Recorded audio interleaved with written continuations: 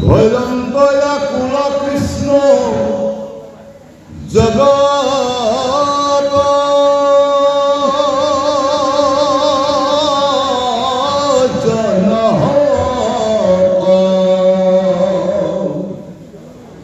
কমল নয়ন ভৰি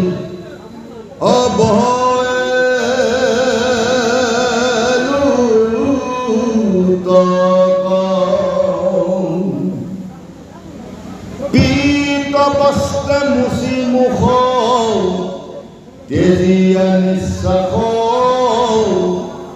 স্নেহে উদ্ধৱক ধৰি বুলিলা আশ্বাস তেজি চিন্তা চিত থিৰ কৰাব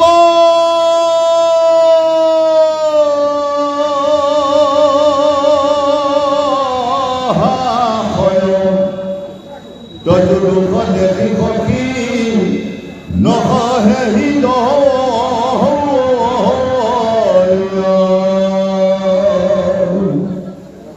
স্বৰূপে জানিলা তুমি আমাৰ দয়া স্বৰূপ বংশ কখন হৰিয়াবে চলিব নিশ্চয় সাধিল উদ্ধৱ দেৱ তাৰ যত কাৰ্য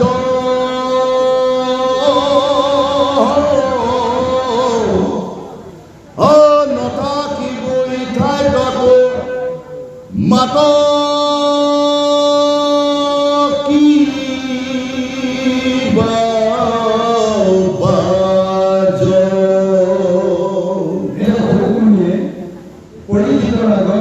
বৰ্ণনাখিনি দি আছে।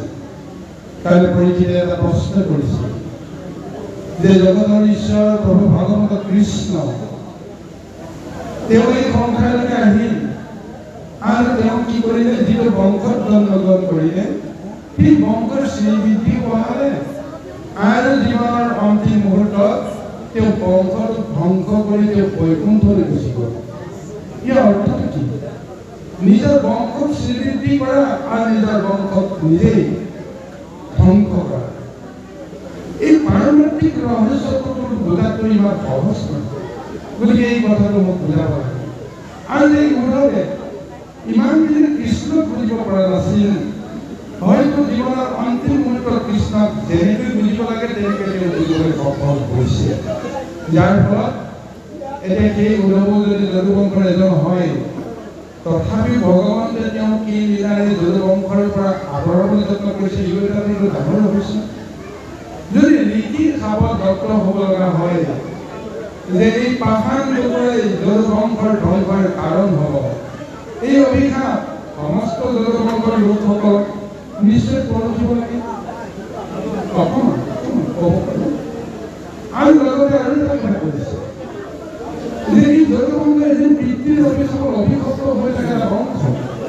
এই পিতৃৰ অভিশাপৰ অভিশপ্ত বংশত জন্মগ্ৰহণ কৰা উদ্ধৱ আজি প্ৰভু ভগৱতে কিয় সেই সাপৰ লগত যে যুদ্ধ কৰিব বিচৰা নাই, যাৰ ফলত সমস্ত যদুবংশক মাৰিবৰ কাৰণে উলিয়াই লৈ গৈছে, অথচ উদ্ধৱক কোনেও গম নোপোৱাকৈ তেওঁক এৰি থৈ যাব বিচাৰিছে।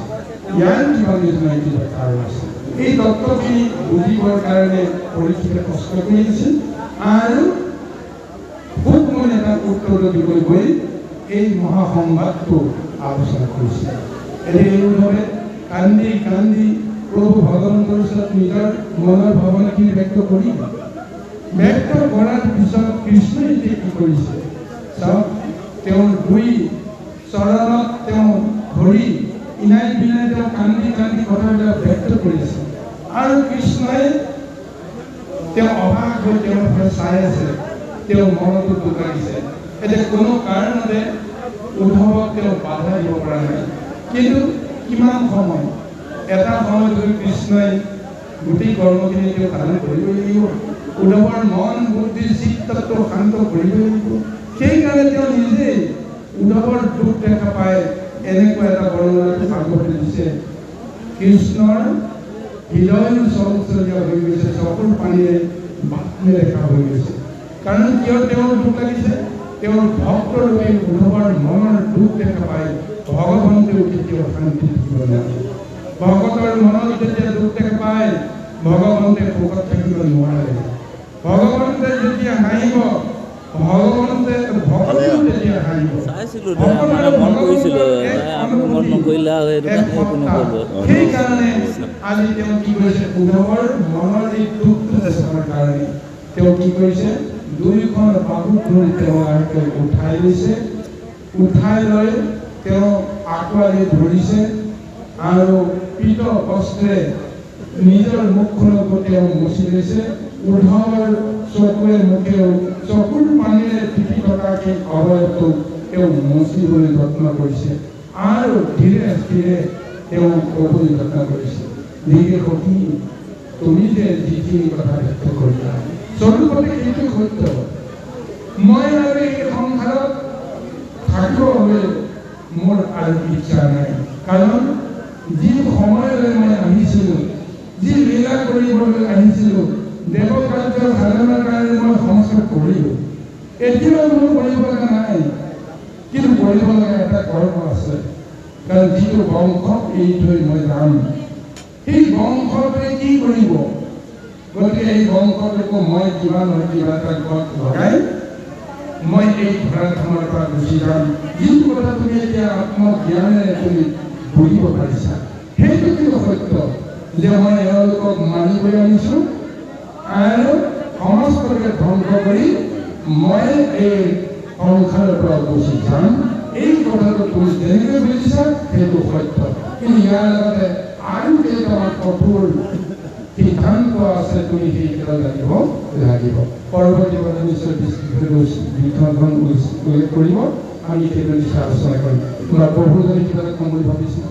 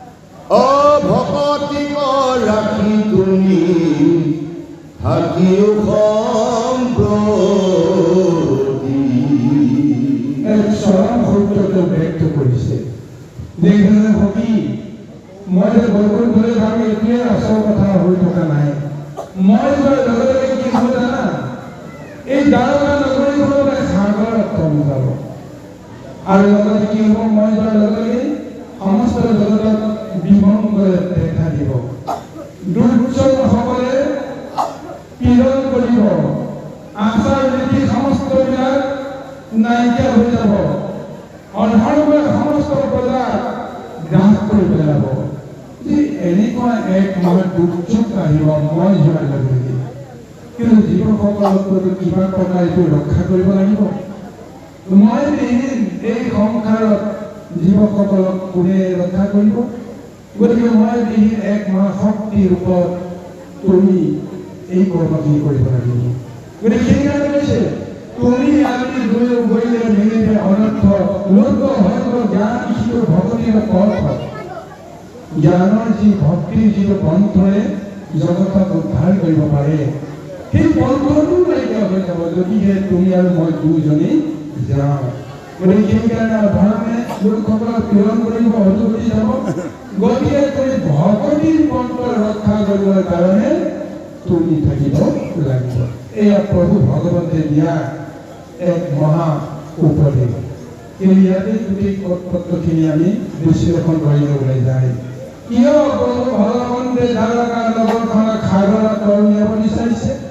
কিয় তেওঁৰ লগে লগে সত্য শৌচ ধৰ্মৰ সমস্ত নীতি এই পৃথিৱীৰ পৰা তেওঁ হৰণ কৰি লৈ যাব বিচাৰিছে? যাৰ ফলত দুৰ্জন অধৰ্মীসকলে সৰ্বসাধাৰণক পীড়া কৰিবলৈ উপক্ৰম কৰিব। ইয়াৰতো নিশ্চয় কিবা এটা তাৎপৰ্য আছে, নাই জানো? চাওক গুৰুসকল, মোৰ এখন গৃহত মই আজি ধৰ্ম কৰিছোঁ, আচৰণ কৰি আছোঁ। মই সত্য ধৰ্ম ৰক্ষা কৰি যিটো আচৰণ কৰিছোঁ তাই ক্ৰিয়া চলি আছে, ক'ত মোৰ ঘৰখনত চলি আছে। কিন্তু মোৰ পুত্ৰজন অধৰ্মী, অনাচাৰী, দুৰাচাৰী এনেকুৱা কৰ্ম কৰাৰ পিছতো মোক যেতিয়া প্ৰত্যক্ষ কৰিছে লোকসকলে, মোৰ জৰিয়তে তেওঁ হাতখন মাফ হৈ আছিল। যে পুত্ৰ ইমান বেয়া কৰ্মটো কৰিলে, কিন্তু পিতৃৰ মুখলৈ চাই তেওঁ একো এষাৰ ক'ব নোৱাৰে। কিয় নোৱাৰে?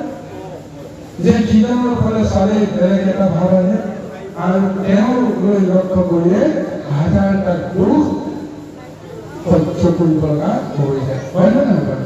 কিন্তু মই যিটো শক্তি ধাৰণ কৰি জগতত কৰ্ম কৰি আছো, সেই শক্তিটো যদি মোৰ গৃহত থকা সকলে যদি ধাৰণ কৰি ৰাখিব নোৱাৰে, মোৰ পুত্ৰজনে মোৰ জ্ঞানটো, মোৰ ধৰ্মটো যদি আচাৰখিনি নীতিখিনি যদি পালন নকৰে, মই সদায় নিখণ্ডা আৰতি কৰি থাকোঁ, ঈশ্বৰ জপ কৰি থাকোঁ, মোৰ পুত্ৰই কোনোদিন ধূপ চাকি এটা যদি নজ্বলায়, তেতিয়াহ'লে মোৰ সমস্ত শক্তি তেওঁ ধৰি ৰাখিব পাৰিব নোৱাৰে। গতিকে সেইকাৰণে যি আচাৰ নীতি মোৰ গৃহত মোৰ জৰিয়তে চলি আছে, যিটো শুভ প্ৰভাৱ চলি আছে, মই গুচি যোৱাৰ লগে লগে সেই শুভ প্ৰভাৱো মোৰ গৃহৰ পৰা আঁতৰি যাব।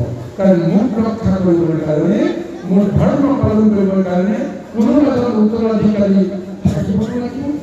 যদি নাই তেতিয়াহ'লে কেনেকৈ? আজি সমস্ত বিলাক অনাচাৰী, সমস্ত বিলাক অহংকাৰী, সমস্ত বিলাকে ব্ৰহ্ম পুৰুষসকলক, ঋষিসকলক পৰীক্ষা কৰিবৰ কাৰণে, জ্ঞান পৰীক্ষা কৰিবৰ কাৰণে ধৃষ্টতা কৰিব পাৰে। এনেকুৱা অহংকাৰী দুৰাচাৰীসকলৰ জৰিয়তে ধৰ্মৰ বিষয়ে ৰক্ষা হ'ব। গতিকে ধৰ্ম আচাৰ ব্যৱস্থাবিলাক চব গুচি যাব। কিন্তু আজি উদ্ধাৱ কৰিছে, এই উদ্ধাৱ তুমি যাব নোৱাৰা, কাৰণ তুমি বুজি পোৱা নাই যে মই তোমাক কিয় ইয়াত ৰাখি থবলৈ বিচাৰিছোঁ। ওপৰে ওপৰে কৈছোঁ সঁচা যে তুমি আৰু মই এক, গতিকে মোৰ ভকত হিচাপে তুমি এই কৰ্মখিনি কৰিব লাগিব, যাৰ কাৰণে ধৰ্ম পন্থটো তুমি ৰাখিব লাগিব আৰু ভক্তিৰ পন্থটো তোমাৰ জৰিয়তে ৰক্ষা কৰিব লাগিব। সেইকাৰণে তুমি থাকিব লাগিব। অৰ্থাৎ এই কথা ক'বলৈ গৈছে যে ভকতে যদি ভগৱন্তৰ সমস্ত কৃপা লাভ কৰিব পাৰে, ভগৱন্তক যদি নিজৰ আত্মাত সত্তাত যদি এক কৰিব, যিসকলে ধ্যান কৰিব পাৰে, সেইসকলক বংশৰ পৰিচয়, কুল মৰ্যাদাই কোনো ধৰণৰ দুখ তাপে চুব নোৱাৰে। অৰ্থাৎ এই মুহূৰ্তত জীৱনটো তেওঁ উদ্ধাৰ কৰি দিছে। তুমি যদুবংশ হৈ যদি তোমাৰ বংশ পৰিচয়ত যদুবংশৰ প্ৰভাৱটো তোমাৰ নাই। আজি যে কৃষ্ণই এই কথাটো স্পষ্ট কৰি দিব দিছে। সেইকাৰণে ঋষি হিচাপে তোমাক প্ৰয়োগ কৰি ভাবা। একান্ত ভক্তসকলক কোনো দুখ আৰু তাপে অভিশাপে ক্ৰিয়া কৰিব নোৱাৰে। যদি কিবা এটা বিষয়ৰ দুখ নাথাকে তেতিয়াহ'লে অভিশাপে কেতিয়াও ক্ৰিয়া কৰিব নোৱাৰে। আজি উদ্ভৱ যদুবংশৰ অভিশাপে ক্ৰিয়া কৰিব নোৱাৰে। কৃষ্ণই এই কথাটো ভালকৈ উপলব্ধি কৰি জগতক দৰ্শন কৰিছে। মোৰ ভগৱানক কোনো ধৰণৰ বিষয়ৰ বাসনাই কেতিয়াও কলুষিত কৰিব নোৱাৰে, অভিশাপে অভিশপ্ত কৰিব নোৱাৰে। তেওঁৰ ইচ্ছা অনুসৰি সমস্ত কৰ্ম সাধন কৰিবলৈ তেওঁ শক্তি পাব। গতিকে এই মহাতত্ত্বটোকে বিশ্লেষণ দি আজি উদ্ভৱ কৰিছে যে তুমি আৰু মই এক বুলি তুমি আজিলৈকে তুমি ভাবিব পৰা নাই, কিন্তু মই তোমাক এই জ্ঞানটো তোমাক দিব বিচাৰিছোঁ, তুমি আৰু মই এক। গতিকে মোৰ অবিহনে মোৰ কৰ্মখিনি তুমি কৰিব লাগিব। এই মহাতত্ত্ব পালন কৰি ধৰিছোঁ।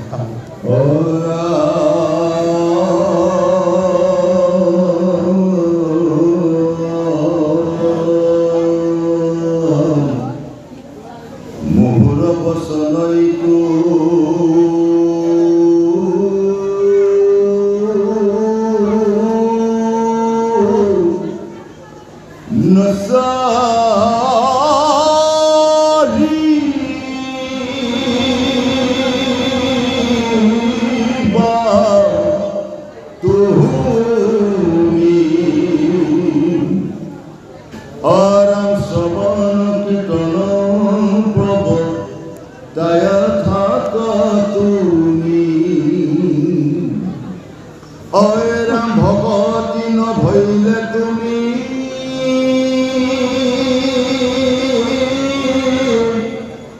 যাইবা ৰসাতল মোৰ আজ্ঞা পালি আৰু ইও মহাবল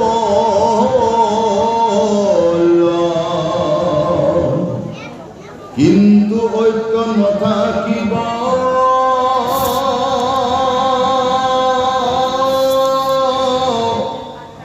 কহিল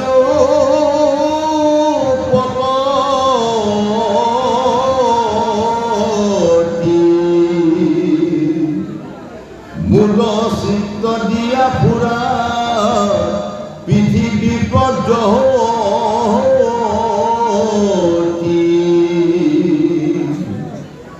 যত দেখা শুনা মায়া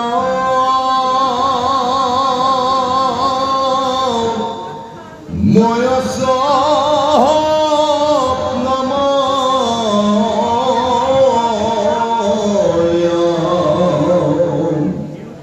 হৰি ময় দেখি দূৰ কৰা মতি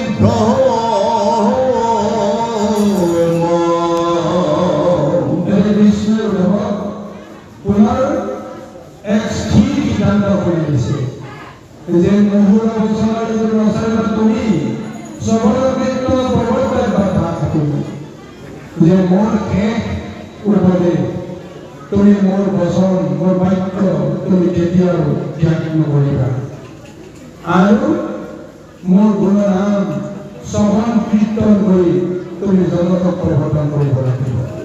আৰু এই পন্থ কৰিলে তুমি ভগৱতীৰ সাধন কৰিব পাৰিবা।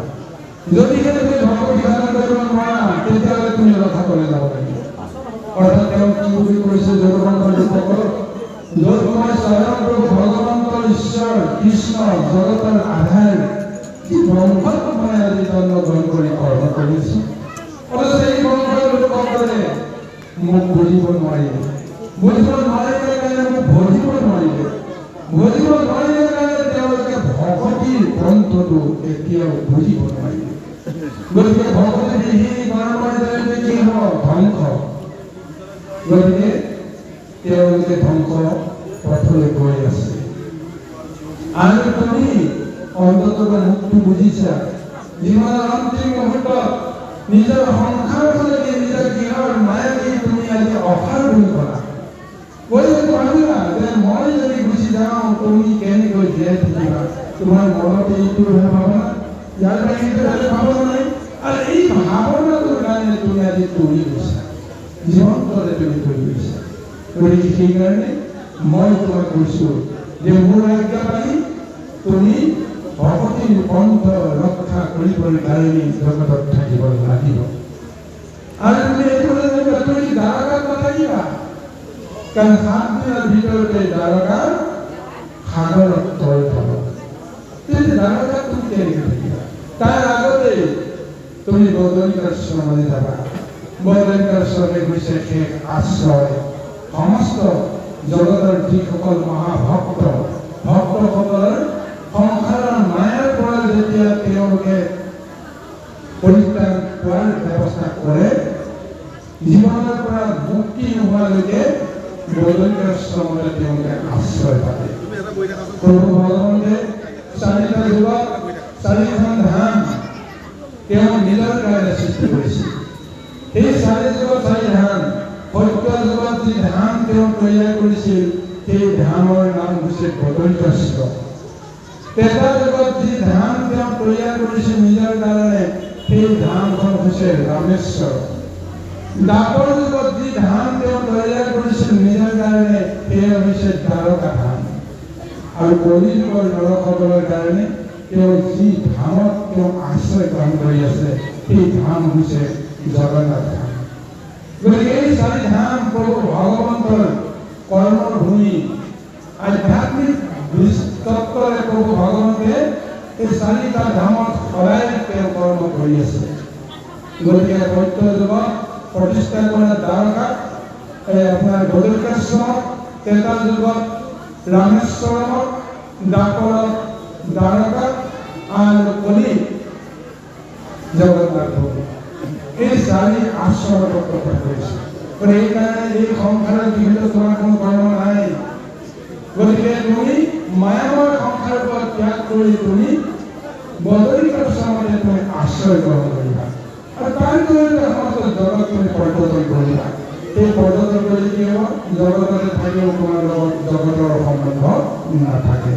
গতিকে সেইকাৰণে কৈছে অৱতল নাথাকিবা কহিল প্ৰগতি মূল চিত্ৰ দিয়া পুৰা পৃথিৱী পদ্ধতি যত দেখা পুৰা মায়াময় স্বপ্ন সম হৰিময় দেখিবলৈ কৰা আমাকে সমস্ত জগতত তুমি হৰিময় দেখিবৰ কাৰণে প্ৰযত্ন কৰিবা। গতিকে তাতে কৈছে জ্ঞান কৰ্ম ভগতি কহিল কৰি ভেদ ভগতি পৰম পন্থ দিন কৰিছে। ভগতিৰ সেই পন্থ জগত কৰিবৰ কাৰণে এই পৰিচয়টো মই তোমাক দিওঁ। ইয়াতকৈ আৰু উত্তম ভকতিৰ ব্যৱস্থাটো নাই। সদগুৰুসকল তেওঁলোক গ'ল জগতৰ লোকসকল বা অধমে প্ৰেৰণ কৰে কৰক, কিন্তু দ্বাৰকাখনো সাগৰত কিয় ঘূৰাই থব? এইটোৱে গ'লে কিয় অসুবিধা হয়? কিন্তু প্ৰভু ভকতে কৈছে নহয়, দ্বাৰকাখন আচলতে দ্বাৰকা বুলি এখন সাধাৰণ নগৰ বা এখন ঠাই বুলি গণ্য কৰিলে নহ'ব। মই যদি বৈকুণ্ঠপতি হওঁ, ভগৱন্ত য'ত থাকিব বৈকুণ্ঠ য'ত থাকিব, হয়নে নহয়? গতিকে আজি এই দ্বাপৰৰ তেওঁ যে পূৰ্ণ ব্ৰহ্মৰূপ ধাৰণ কৰি সাধাৰণ এটা মানৱিক দেহ ধাৰণৰ জৰিয়তে জগতকে তেওঁ মহা আশ্চৰ্যৰে কৃপা কৰি আছে। তাৰ মাজেৰে এইটো তত্ত্ব দেখুৱাইছে যে মই বৈকুণ্ঠ নাই, য'ত বৈকুণ্ঠ থাকিব লাগে সেই বৈকুণ্ঠত মই নাই, কিন্তু মই আজি য'ত আছোঁ তাতেতো মই বৈকুণ্ঠ বনাব লাগিব। গতিকে সেই বৈকুণ্ঠ তেওঁ নিৰ্মাণ কৰিলে কেতিয়া? জৰাসন্ধৰ ভয়ত পলাই তেওঁ নিৰাপদ এটা আশ্ৰয় বিচৰাৰ চেলুটো দেখুৱায়। তেওঁ সাগৰৰ পৰা জলৰ মাজৰ পৰা সেই ভূমি উদ্ধাৰ কৰি লৈ আছে। কোনেও দেখা নোপোৱা এখন ভূমি সাগৰৰ পৰা তেওঁ উদ্ধাৰ কৰি নিজৰ কাৰণে তাত এখন মহানগৰ বিশ্বকৰ্মাৰ জৰিয়তে তেওঁ কোনেও গম নোপোৱাকৈ তেওঁ তৈয়াৰ কৰি দিছে। গতিকে এইখন অন্য নহয়, সেইখন স্বয়ং বৈকুণ্ঠপুৰী। যদি ভগৱন্ত যদি যায় বৈকুণ্ঠখন কাক এৰি থৈ যাব? গতিকে প্ৰভু ভগৱন্তে বৈকুণ্ঠকৰ লগতে লৈ যাব। সেই তত্ত্বৰেহে দ্বাৰকাক সাগৰৰ পৰা উদ্ধাৰ কৰিছে আৰু তেওঁলোকৰ পিছত আকৌ সাগৰৰ তলিতে তাক নিমন্ত্ৰিত কৰি থৈ যাব বিচাৰে। জগতৰ লোকসকলৰ কাৰণে দ্বাৰকা হ'ব নোৱাৰে। এয়া কৃষ্ণৰ কাৰণে, কৃষ্ণ থকালৈকে কৃষ্ণই যাক যাক ভাল পায় তাক লগত ৰাখিছে দ্বাৰকা, যাক যাক কৃষ্ণই ভাল পাব নোৱাৰে দ্বাৰকা তেওঁৰ স্থান দিয়া নাই এনেদৰে তেওঁ পাৰমাৰ্থিক লীলা কৰি আছে এই দ্বাৰকা প্ৰকৃতপক্ষে বৈকুণ্ঠত তেওঁ নাই বৈকুণ্ঠত নাই কিন্তু এই মুহূৰ্ততে দ্বাৰকাত তেওঁ বৈকুণ্ঠ সাৰি তেওঁ নিজৰ কৰ্ম সাধন কৰিছে ধেমালি কৰা মানে ছাত্ৰ ৰজা আছে কোন উগ্ৰসেনৰ প্ৰতিটো সিদ্ধান্ত অনুসৰি ৰাজ্যখন শাসন কৰে এয়া মথুৰা ৰাজ্য শাসনৰ কথা কিন্তু প্ৰভু ভগৱন্তে সদায় নিজৰ পৌৰোহিত্যত এখন ধৰ্মসভা হয় সেইখন সভাৰ নাম সুধৰ্ম সভা যিখন সুধৰ্ম সভা বৈকুণ্ঠ পৰাই চলে কিন্তু এই সুধৰ্ম সভা এই দ্বাৰকাটো কৃষ্ণই সদায় এই সভাখন অনুষ্ঠিত কৰে সেই সভাত অনুষ্ঠিত কৰি দেশ দ্বীপান্তৰত সমস্ত জগতৰ ক'ত কি হৈ আছে তাৰ খবৰ ৰখে কাৰ জৰিয়তে কি কৰ্ম কৰিব লাগিব তাৰ সিদ্ধান্ত এই মানে চিন্তাধাৰাৰে সুধৰ্ম সভা হয় গতিকে যি কৰ্ম উগ্ৰসেন ৰজাৰ জৰিয়তে কৰিব পৰা নাযায় সেই কৰ্মখিনি সুধৰ্ম সভাৰ জৰিয়তে তেওঁ জগতৰ কল্যাণৰ কাৰণে এইখিনি কৰ্ম কৰিবলৈ সিদ্ধান্ত গ্ৰহণ কৰে প্ৰতিটো সিদ্ধান্ত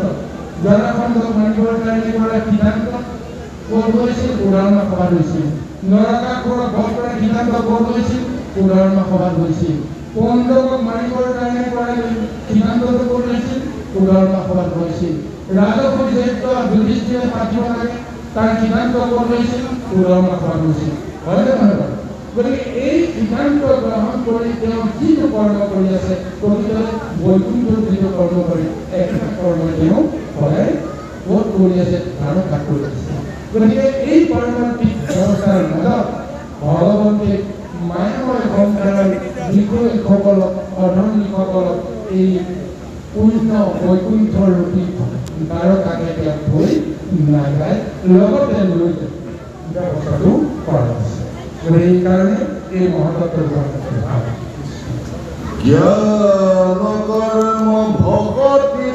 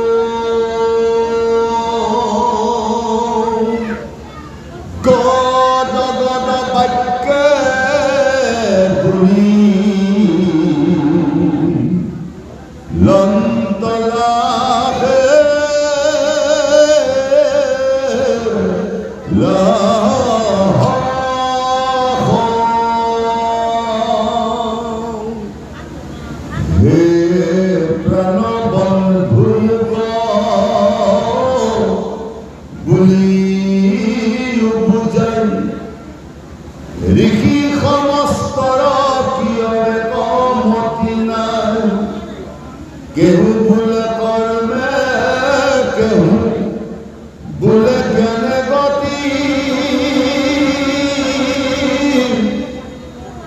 তোমাৰ সন্মত পথ কেবল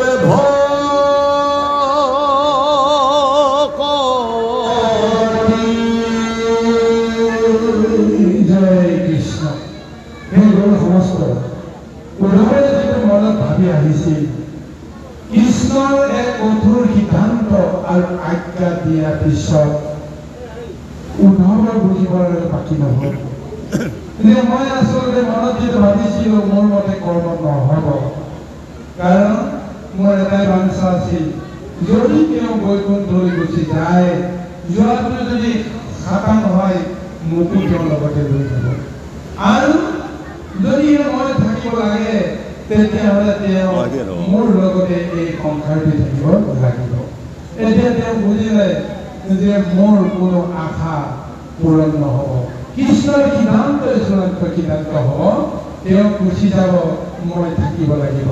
তেওঁ যদি জ্ঞান দিছে যে ভগৱতীৰ পন্থ মই প্ৰচাৰ কৰিব লাগিব, এতিয়া তেওঁৰ মনত এটা শংকা জাগিছে, কৃষ্ণৰ কথামতে আজ্ঞামতে মই জানো ভগৱতীৰ পন্থটো শুদ্ধ ৰূপত জগতত প্ৰদান কৰিব পাৰিম? মোৰ যেনে ভ্ৰম হৈ আছে, মোৰ জ্ঞানৰ ভ্ৰম হৈ আছে।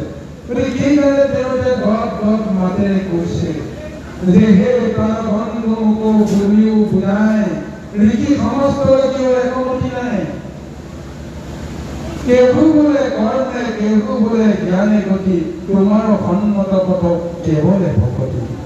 এতিয়া মই যিখন সংসাৰত তোমাৰ ভকতি তত্ত্বৰ কথা কওঁ, সেইখন সংসাৰত ঋষি মুনিসকলে সাধু সন্ত মহন্তসকলে তেওঁ কিন্তু জ্ঞান কৰ্মৰ পথেৰে ভকতি আচৰণ তেওঁলোকৰ জৰিয়তেতো সাধন হৈ আছে, কিন্তু তেওঁলোকে যিখিনি জ্ঞান তত্ত্বৰে জগতক বুজাবলৈ যত্ন কৰিছে, কোনোবাজনে কয় জ্ঞানেই শ্ৰেষ্ঠ, কোনোবাজনে কয় নহয় কৰ্মহে শ্ৰেষ্ঠ।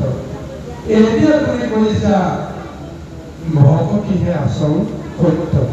এতিয়া মোৰতো ভ্ৰম হৈ গৈছে, মই ঋষি মুনিসকলক কেনেকৈ বুজাম যে কৰ্মই গতি দিব নোৱাৰে, জ্ঞানে গতি দিব নোৱাৰে, যদি তাৰ আচল তত্ত্বটো বুজি নাপাওঁ যে জ্ঞান কৰ্মৰ লগত ভকতিৰ কি সম্বন্ধ। এই সম্বন্ধটো যিসকলে বুজি নাপায় কাৰণে ভ্ৰম হয়। কিন্তু এতিয়া মই সংসাৰৰ এই ভ্ৰম মই কেনেকৈ দূৰ কৰিম? মইতো নিজেই ভ্ৰমিত হৈ আছো।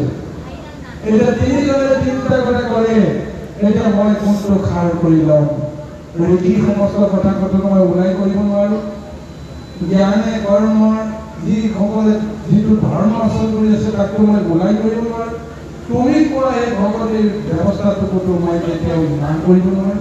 গতিকে হে প্ৰভু, এতিয়া মই আচলতে কোনটো পন্থ শুদ্ধৰূপে গ্ৰহণ কৰি মোক তুমি বুজাই দিব লাগিব। অৰ্থাৎ মই এতিয়া বৰ্তমান অজ্ঞানত আছো কাৰণে মই বুজিব পৰা নাই, পৰম গুৰু ভগৱন্ত তুমি মোৰ গুৰু, যে তুমি মোৰ অজ্ঞানতাখিনি দূৰ কৰিব লাগিব।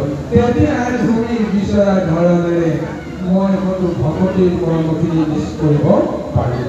এইদৰে কৃষ্ণৰ ওচৰত তেওঁ টোকাটোকিৰ মাতেৰে নিবেদন কৰিছে।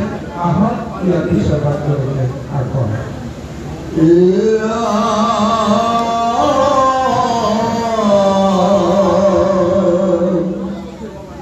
একেবেদ বাক্য কিয়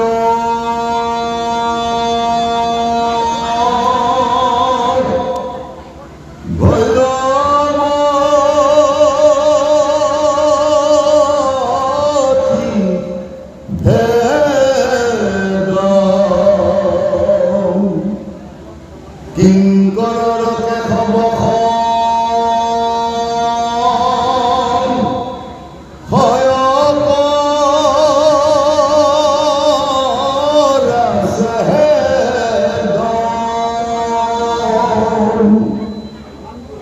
অনাদিশ্বৰ তুমি শিব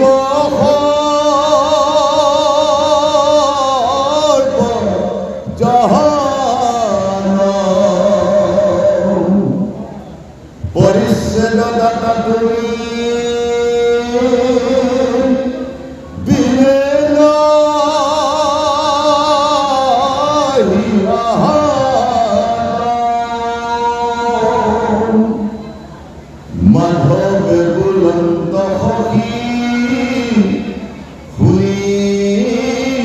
শান্ত্ৰ তুমি মোৰ মহামিত্ৰ ভকত একান্ত পূৰ্ব পলয়ত নষ্ট ভৈল বেদবাণী অকহিলো ব্ৰহ্মত মই উদ্ধাৰিয়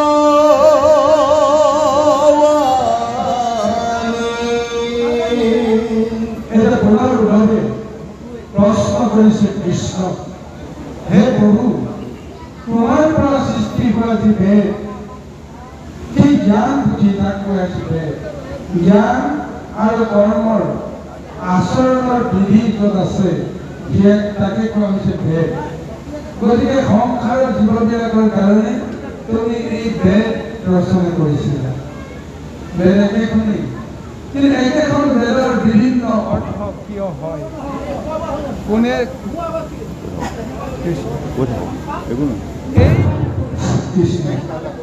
একেখন বেদৰ কিয় ভিন্ন ভিন্ন অৰ্থ হ'ব পাৰে কিছুমানে কৈ জ্ঞানে গতি পায় কিছুমানে কৈ কৰ্মই গতি পায় কিছুমানে জ্ঞান কৰ্ম সমস্ত বিধি ব্যৱস্থাবিলাকো ওলাই কৰিব বিচাৰে গতিকে একেই নিয়ম ব্যৱস্থা পালন কৰাৰ পিছতো কি কাৰণত নানাজনৰ মতিভাৱ হয় গতিকে এই সমস্ত কথা মই জানিব লাগিব কাৰণ তুমি ঈশ্বৰ অনাদি ঈশ্বৰ তুমি শিৱ তুমি সৰ্বজান তুমি সমস্ত জানা সমস্ত জগতত সমস্ত জ্ঞানৰ ভাণ্ডাৰ কেৱল তোমাৰেই আছে তুমি শিৱ তুমি শুদ্ধ তুমি সমস্ত জানা গতিকে এই তত্ত্বকো বুজাই ক'ব লাগিব তাৰপিছত আনন্দময়েৰে প্ৰভু ভগৱন্তৰ মাধৱে ব্যক্ত কৰিছে যে মানৱে উলংঘ কৰি কোনো সিদ্ধান্ত তুমি মূল মহামিত্ৰ ভগৱ একান্ত যে এই প্ৰশ্নটো যে তুমি মোক কৰা মই তোমাক সমস্ত মনৰ শংকা দূৰ কৰিবৰ কাৰণে উত্তৰটো দিম এটা কাৰণতে দিম তুমি যে মোৰ মহামিত্ৰ কিন্তু আচলতে এই জ্ঞান তত্ত্বটো বুজিবৰ কাৰণে তোমাৰ এতিয়া শক্তি সামৰ্থ্য হোৱা নাই কাৰণে তুমি ভ্ৰমিত হৈ আছা আচলতে জ্ঞান তত্ত্বটো আমি ক'ৰ পৰা পাব লাগে নিজৰ আত্মজ্ঞানৰ পৰা পাব লাগে নহয় জানো ইজনে কৈছে এটা সিজনে কৈছে এটা সিজনে কৈছে এটা তিনিজনৰ তিনিটা মত লৈ মই নিজৰ মনতে যদি তাক শুদ্ধি বিচাৰ কৰি শুদ্ধটো নিৰূপণ কৰিব পাৰোঁ সেইটোকে কোৱা হৈছে আত্মজ্ঞান এই আত্মজ্ঞান বুলি এতিয়া পোৱা নাই গতিকে যোনে যিটো কৈছে তাকে তুমি মানি লৈছা ইয়াৰ কথা শুনিলে তাৰ কথা শুনি মানে ভাল বুলি ক'ম তাৰ কথা শুনিলে তাৰটো ভাল বুলি ক'ম অৰ্থাৎ যাৰে কথা শুনে তাকেই তেওঁ শুদ্ধ বুলি জ্ঞান কৰা মানে কি তেওঁ মতিচন্ন হৈ গৈছে তেওঁ বিচলিত কৰিব পৰা শক্তি সেই ভগৱান আছে মোক ভালকৈ তেওঁ বুজাই কৈছে মই তেওঁ মতে বুজিলোঁ তেওঁ বুজি যোৱাৰ পিছত আৰু এজন আহি পেলাই মোক ভালকৈ আৰু কিবা এটা বুজালে মই তেওঁৰ কথাকে বুজিলোঁ তাৰমানে মই যে আচলতে একো বুজা নাই প্ৰমাণটো খেতি নহয় গতিকে সেইকাৰণে যে প্ৰভু ভগৱানে এই তত্ত্বখিনি বুজিবৰ কাৰণে তোমাৰ শক্তি সামৰ্থ্য নাই কিন্তু তথাপি মই তোমাক কিয় কাৰণে জানা তুমি যে মোৰ পৰম মিত্ৰ মিত্ৰ কোনো কাৰণতে ভিন্ন বুদ্ধিৰে বিশ্লেষণ কৰিব নোৱাৰোঁ কাৰণ তুমি এতিয়া এইকাৰণে মোৰ মিত্ৰ মোৰ অবিহনে তুমি বোলে থাকিব নোৱাৰা মোৰ অবিহনে তুমি মৰিব লাগিব আত্মঘাত কৰিব লাগিব অৰ্থশূন্য বুলি ভাবিছা সংসাৰখন অসাৰ বুলি ভাবি ল'লা গতিকে সেইকাৰণে তুমি মোৰ বন্ধু বান্ধৱ গতিকে সেইকাৰণে মই তোমাক সমস্তখিনি কওঁ কিন্তু তাৰ তত্ত্বটো কথাটো ব্যক্ত কৰিছে শুনা কিয় এনেকুৱা অতিক্ৰম হয় তাৰ কাৰণ আছে মই প্ৰথমতে কওঁ এই বেদ মই সৃষ্টি কেতিয়া কৰিছিলোঁ যে সৃষ্টিৰ আদিতে যেতিয়াই ব্ৰহ্মাণ্ড সৃষ্টি কৰি মই সৃষ্টিৰ লীলাৰে জীৱবিলাকৰ লগত মই এটা খেলা কৰি আনন্দ লাভ কৰিবৰ কাৰণে যত্ন কৰিছিলোঁ তেতিয়াই সেই জীৱবিলাকৰ কাৰণে মই মোৰ দেহৰ পৰা জ্ঞানৰূপী বেদ মই জন্ম দিছিলোঁ মই দেহৰ পৰা এটা উদ্ধাৰ কৰিছিলোঁ আৰু সেই নিৰ্গুণ আছিল। সেই নিৰ্গুণ বেদে কি কৰিছিল? সমস্ত জগতক যিটো জ্ঞান দিব সেইটোকে সাৰ কৰি ল'ব। সেই জ্ঞানক বিভাগ কৰিব লগা এটা ব্যৱস্থা সেই সময়ত নাছিল। কিন্তু সংসাৰখন চলিতে এটা সময়ত যেতিয়া পুনৰ সংসাৰৰ মহাপ্ৰলয় আহিল, মহাপ্ৰলয়ৰ জৰিয়তে সৃষ্টিখন পুনৰ নিৰ্মাণৰ যি ব্যৱস্থা কৰা, সেই মহাপ্ৰলয়ৰ সংসাৰৰ সমস্ত শক্তিবিলাক সম্পদবিলাক জলত লভিত হ'ল। প্ৰলয়ৰ জলত বেদো হেৰাই গ'ল। বেদখন যেতিয়া প্ৰলয়ৰ জলত হেৰাই গ'ল, প্ৰলয়ৰ জল মানে কি? মায়া জল। গতিকে মায়াৰ জলত যেতিয়া জড়িত হ'ল, পিছত পুনৰ সংসাৰ সৃষ্টি কৰিবলৈ যেতিয়া বিচাৰিলোঁ, সেই বেদ মই আকৌ প্ৰলয়ৰ জলৰ পৰা মই উদ্ধাৰ কৰিলোঁ। উদ্ধাৰ কৰি কাক দিলোঁ? ব্ৰহ্মাকে দিলোঁ। কাৰণ প্ৰজাপতি ব্ৰহ্মা সৃষ্টিৰ দায়িত্বটো দিয়াৰ লগে লগে এই জ্ঞানৰ কৰ্মৰ আচৰণৰ বিধিখনো আইনখনকো বেদখনকো তেওঁকেই দিয়া হ'ল। অৰ্থাৎ যিখন গৃহত যিজন পিতৃৰ জৰিয়তে গোটেই গৃহখন চলে, আচল নিয়ম কানুনবিলাক কোনে প্ৰচলন কৰে, কোনে ধৰি ৰাখে? পিতৃজনে ধৰি ৰাখে। তেওঁৰ পৰাহে বাকীবিলাক হয়। সেইকাৰণে জগত সৃষ্টিকালত ব্ৰহ্মাৰ হাতত প্ৰভু ভগৱানে বিধি ব্যৱস্থাসমূহকো সমৰ্পিত কৰি দিয়ে। গতিকে মায়াৰ জলৰ পৰা উদ্ধাৰ কৰা বেদখন যেতিয়া ব্ৰহ্মাৰ হাতত দিয়া হ'ল, সেই বেদ ব্ৰহ্মাৰ পৰা বিভিন্নজনে পাবলৈ কেনেকৈ উপক্ৰম কৰিলে, তাৰ ফলত বেদ যে প্ৰকৃততে মায়াময় এটা ৰূপ ল'লে, এই বৰ্ণনাটো এতিয়া পৰৱৰ্তী পদত দিবৰ কাৰণে প্ৰদৰ্শন কৰিছে।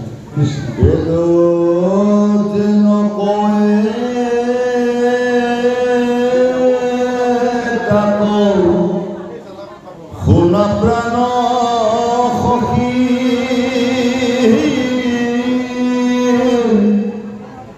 মায়াময় বেদ ধৰ্ম সবাকৈ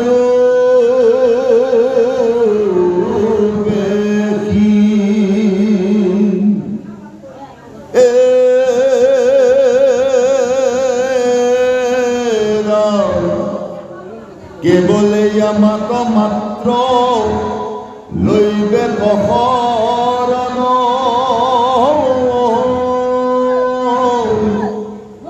হৈবে কৰ্ম ফল তেজি কেৱল প্ৰসন্ন মই বিনে বেদে কিছু অনন বাখানে চাৰিও বেদৰ তত্ৰ অৰ্থ এহি মানে মনুত প্ৰৱেশে ব্ৰহ্মা কহিলা হৰিষি পাছে জানি যন্ত্ৰ বেদ সবে সপ্ত লিখি তাত পাছে পাইলে খুৰা সুৰ সিদ্ধ নাগ অনন্তৰ বেদ কম নিশ্চে পাইলে লাগ যাৰ যে নমতি কৰি বেদ কবখন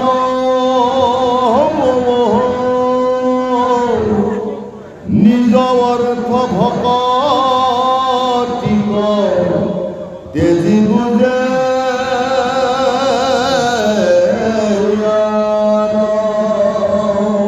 এই মায়াময় সংসাৰত যেতিয়া বেদ মায়াময় হৈ পৰিল, গতিকে এই মায়াময় বেদৰ ধৰ্মৰ কথা এতিয়া তুমি উপেক্ষা কৰা, এইবিলাক কথা তুমি বাদ দিয়া, কেৱল মোৰ কথা তুমি মনা, মোৰ তুমি ধ্যান কৰা, মোৰ বাহিৰে একো নাই।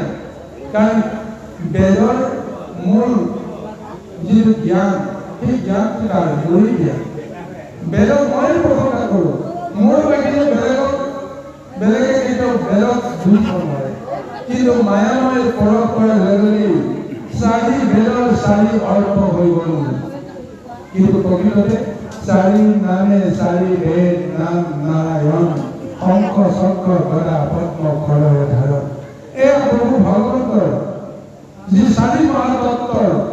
নামৰ যি মহত্ব বেদৰ চাৰে বেদত নাৰায়ণ নামৰ মহত্ব সোমাই আছে, তত্ত্ব সোমাই আছে। গতিকে এই কথাষাৰ স্বয়ং তেওঁ ভগৱন্তৰ বাহিৰে বেলেগে বুজিব নোৱাৰা হৈ গ'ল। কাৰণ মায়াময়ৰে এই মায়াময় বেদটো যেতিয়া ব্ৰহ্মাৰ হাতত পৰি এই ব্ৰহ্মাই প্ৰথমে এই বেদখন কাক দিলে? ব্ৰহ্মাই মনুক দিলে। মনুক এইকাৰণে দিলে যে এইখন সংসাৰত এইবাৰখন ৰাজ্য চলি আছে, এইবাৰৰ ৰজাৰ শাসন চলে। সেই শাসনৰ জড়িত যাৰ হাতত আছে সেইজনকে যদি সেই বিধিখন দিয়া যায় সমস্তজনে সেই বিধিখন পাব। ৰজাৰ জৰিয়তে আইনখন সাধাৰণজনে পায়। সেইকাৰণে ব্ৰহ্মাই সৃষ্টিখন চলাবৰ কাৰণে মনুৰ সৃষ্টি কৰিলে। মনুৰ জৰিয়তে প্ৰভু ভগৱন্তৰ এই সংসাৰখন চলি আছে। চতুৰ্দশ মনুৰ বিৱৰণ আমাৰ এই ভাগৱতত উল্লেখ আছে। গতিকে আদ্য মনু স্বয়ংভূ যিজন ব্ৰহ্মাৰ দেহৰ পৰা জন্ম হৈছিল, সেই স্বয়ংভূ মনু প্ৰথমতে মায়াময় বেদখন প্ৰদান কৰিছিল। আৰু এই স্বয়ংভূ মনুৱে এই বেদখন কাক দিছিল? যে তেওঁ সপ্তঋষিক প্ৰদান কৰিছিল। তেওঁৰ যিকেইজন প্ৰথম পুত্ৰ ৰূপত চাৰিচিত্ৰ আহিছিল, নহয় জানো বাৰু? তাৰপিছত আহিছিল নাৰদ। নাৰদৰ পিছত 7জন মহামুনি আহিছিল। সেই 7জনকে কোৱা হৈছে সপ্তঋষি। সেই সপ্তঋষি প্ৰথমতে এই বিধিখন ব্ৰহ্মাই প্ৰদান কৰিছিল। এই সপ্তঋষিসকলৰ পৰা কোনে পাইছিল? যে দেৱতাসকলে পাইছিল, অসুৰসকলে পাইছিল, নাগসকলে পাইছিল। আৰু তাৰ বহুত পিছতে মনুষ্যই এই বেদখন লাভ কৰালৈকে বেদৰ যিটো পন্থ দীঘলীয়া হৈ আহিছিল। গতিকে এই দীঘলীয়া পন্থ বেদখন ব্ৰহ্মাৰ পৰা পোৱাৰ পিছত মনুষ্যই পোৱালৈকে এই বেদৰ নানা অৰ্থ হৈ গ'ল। যোনে যেনেকৈ বুজে সেই অনুসাৰে বেদৰ ব্যাখ্যা কৰিবলৈ আৰম্ভ কৰিলে। এতিয়া ব্ৰহ্মাই যেনেকৈ বুজালে, মনুৱে যেনেকৈ বুজিলে, মনুৱে বুজাৰ ধৰণে সপ্তঋষি কৰে। সপ্তঋষিয়ে যিটো বুজিলে সেইখিনিয়ে পুৰাকৰক নাগজনক সিদ্ধসকলক প্ৰদান কৰিলে। আৰু সেইসকলে মৰমতী নৰকসকল দিবৰ কাৰণে যাওঁতে বেদৰ আচল অৰ্থটো লোপ পাই গ'ল। কোনে নুবুজা হৈ গ'ল। সেইকাৰণে যাৰ যেনে মতি ঠিক তেনেদৰে জ্ঞান তেওঁলোকে আয়ত্ত কৰিব পাৰে। চিন্তা কৰি চাবচোন, একে ক্লাছতে 100জন ছাত্ৰ ছাত্ৰী আছে, একেটা ক্লাছতে একেজনে একেখিনি পাঠকে একেখিনি তথ্যকে বা একেখিনি জ্ঞানকে প্ৰদান কৰিলে, কিন্তু 100জন ছাত্ৰৰ ভিতৰত সমস্তই একে ধৰণে সেই জ্ঞানটো গ্ৰহণ কৰিব নোৱাৰিব। কোনোবাই শুদ্ধকৈ বুজিলে, কোনোবাই অলপ বুজিলে, কোনোবাই একো নুবুজিলে। একো নুবুজালৈও কোনোবাই যদি শুনে যে কি বুজিলা, তেওঁ বুজা ধৰণে কিবা এটা কৈ দিয়ে। আৰু সেই অনুসাৰে তেওঁ এটা বেলেগ এটা ৰাস্তা এটা প্ৰদান কৰিছে। গতিকে সেইকাৰণে যে মায়াময় বেদক আশ্ৰয় কৰি কোনো কাৰণতে জীৱই কৰিব নোৱাৰে। আজি সেইকাৰণে অনুভৱ কৰিছে, তুমি এই মায়াময় বেদকলৈ তুমি এতিয়া চিন্তা কৰাৰ কোনো প্ৰয়োজন নাই, মোৰ ভ্ৰমৰ প্ৰয়োজন নাই। কিন্তু এই মায়াময় বেদ কিয় হ'ল তাৰ তত্ত্বটো তোমাক ক'লো। যাৰ যেনে জ্ঞান বুদ্ধি সেই অনুসাৰেহে তাৰ তত্ত্বটো বুজিব পাৰে। আহক ইয়াৰ পিছৰ পৰ্যায় ৰাখোঁ।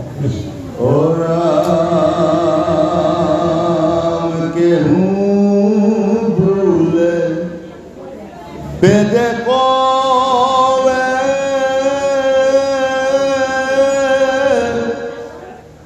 যজ্ঞ ব্ৰত দানে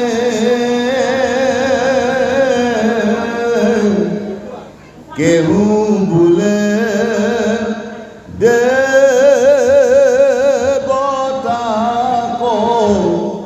পূজা তীৰ্থ স্নানে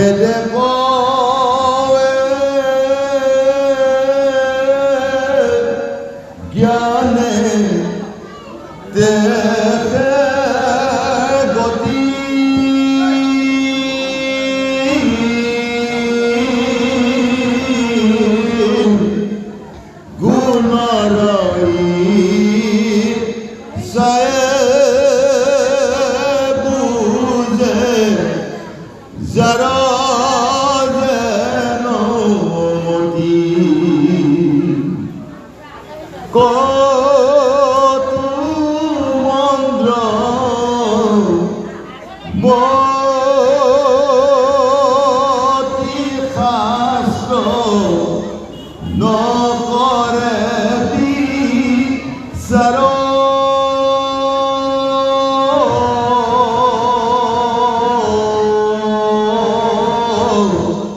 কৰে কুল ধৰ্ম পূৰ্ব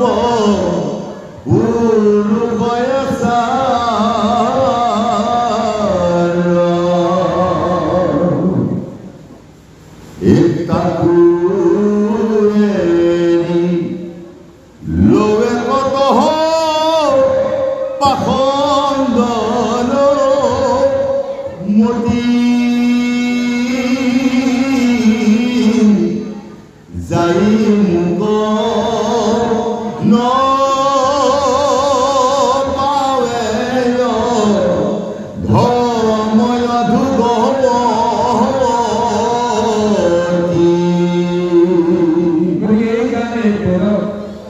কিছু সময় কয় যে যজ্ঞৰ কাৰণে বেদ, কিছুমানে কয় তপ জপ ব্ৰত ইত্যাদিৰ কাৰণে বেদ, আৰু কোনোবাই কয় দেৱতাক পূজা কৰাৰ কাৰণে বেদ, তীৰ্থস্থানত পূজা দিয়াৰ কাৰণে সেৱা কৰাৰ কাৰণে এই বেদৰ আচাৰ। মুঠতে যাৰ যেনে মতি সেই অনুসাৰে বেদৰ জ্ঞানটো তেওঁলোকে ল'বলৈ যত্ন কৰে। সেইকাৰণে কৈছে গুৰুজনে কেহু বোলে বেদে কৈ জ্ঞানে কেহি গতি গুণৰ ইচ্ছাই বোলে যাৰো নামতি। যাৰ যেনেকুৱা শক্তি সেই অনুসাৰে বেদৰ ব্যাখ্যান চলি আছে। কিন্তু যিসকলে বেদৰ তত্ত্বটোকে বুজিবৰ কাৰণে অকণমান সমৰ্থ নহয়, সেইকাৰণে তেওঁলোকে কৈছে কত মণ্ডলমতী শাস্ত্ৰ নকৰে বিচাৰ। এই মণ্ডলমতীসকলে শাস্ত্ৰত কি লিখা আছে সেইবিলাক বিচাৰ নকৰা হৈ যায়, আৰু তেওঁলোকে কি বিচাৰ কৰ্ম কৰে কুল ধৰ্মৰ আচাৰ পালন কৰি কৰ্মখিনি কৰি সন্তুষ্টি লাভ কৰিবলৈ যত্ন কৰে। যে মোৰ বংশত এটা পৰম্পৰা আছে, এই পৰম্পৰাটো আমি ৰক্ষা কৰিব লাগিব, এইটোকে এটা ধৰ্ম বুলি জ্ঞান কৰিছে, এইটো এটা বিধি বুলি জ্ঞান কৰিছে যে কোনটো মাহত কি পূজা কৰিব লাগিব, কেনেকে সেই পূজাটো পৰম্পৰাগতভাৱে পালন কৰি অহা হৈছে। গতিকে মোৰ পিতাই কৰিছিল, আটাই কৰিছিল, মই যদি নকৰোঁ মোৰ পুত্ৰসকলে বা উত্তৰ পুৰুষে কেনেকৈ কৰিব। গতিকে এইকাৰণে কুল ধৰ্ম আচাৰটো ৰক্ষা কৰিবৰ কাৰণে আমি বিধি অবিধি কথা চিন্তা কৰা নাই যে আগতে এইটো নিয়মতে কৰে, গতিকে আমি এইটো নিয়মতে কৰিব লাগিব, অন্ধভাৱে কৰ্মখিনি কৰে। কিন্তু কৰ্মখিনি প্ৰকৃততে বেদৰ নিয়ম অনুসাৰে কৰ্মখিনি কৰিবলৈ যোৱা হয়। বিধি মানে বেদ, বেদ মানে বিধি, য'ত নিয়ম আছে, য'ত সংযম আছে, য'ত এইটো কৰিব নাপায় সেইটো কৰিব পায়, ব্যৱস্থাখিনি আছে, সেইটো বেদ। এই বেদ লিখিত হ'ব পাৰে, অলিখিত হ'ব পাৰে, কিন্তু তাকে কৈছে এৰি গত লৈ পাখন্দৰ মতি। তাৰপিছত কয় কিছুমানে যে কোনটো ভাল কোনটো বেয়া বুজিব পৰা কোনো ৰাস্তা নাই, যেতিয়া মোৰ মনৰ যি ইচ্ছা তাকে কৰিম, মই যিটো শুদ্ধ বুলি ভাবোঁ সেইটোকে কৰিম, গতিকে মই কাৰো কথা নকৰোঁ। এনেকুৱা কিছুমান ধাৰণা লৈ কৰ্ম কৰে, তাক পাখণ্ড মতি কৰিছে, আৰু কৈছে এই ব্যৱস্থাৰ মাজেৰে যদি কৰ্ম কৰে বেদৰ আচাৰ